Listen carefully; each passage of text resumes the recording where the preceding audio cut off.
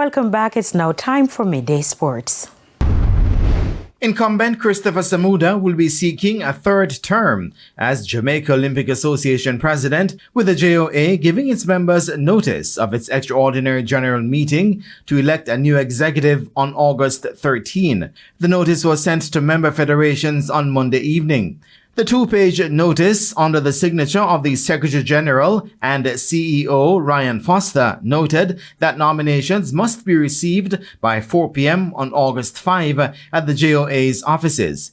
In addition to Samuda, other incumbent executive members, First Vice President Jacqueline Cowan, Second Vice President Robert Scott, and Honorary Treasurer Nicole Case are also offering themselves for re-election. In July 2021, Samuda was re-elected for a second term as a JOA boss after turning back the challenge of Alan Beckford by a vote of 40-10.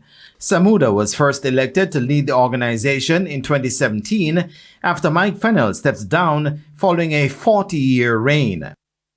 West Indies captain Shai Hope is calling for all-round consistency from his team following their 3-wicket defeat to Australia in the 5th and final T20 International at Warner Park in St. Kitts on Monday night to lose the series 5-0. Sent to bat, the West Indies were dismissed for 170 in 19.4 overs. Sherman Hetmeyer top scored with 52, while Sherfane Rutherford supported with 35 and Jason Holder 20. Jamaica's Brandon King could only muster 11 and Hope 9. As a player of the match, Ben Darshus picked up 3 for 41 for the Aussies.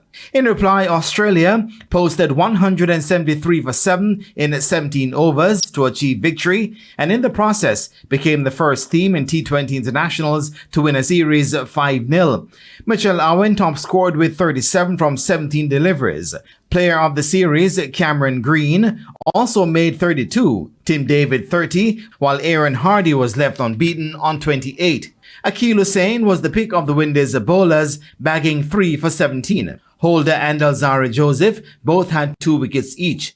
It meant the West Indies, who were beaten 3-0 in the Test series, lost all 8 games to the Aussies on their tour of the Caribbean. Meanwhile, it will be a quick turnaround for the Windies as they'll next face Pakistan in a 3-match T20 international series starting on Thursday at Lauderhill in Florida, USA.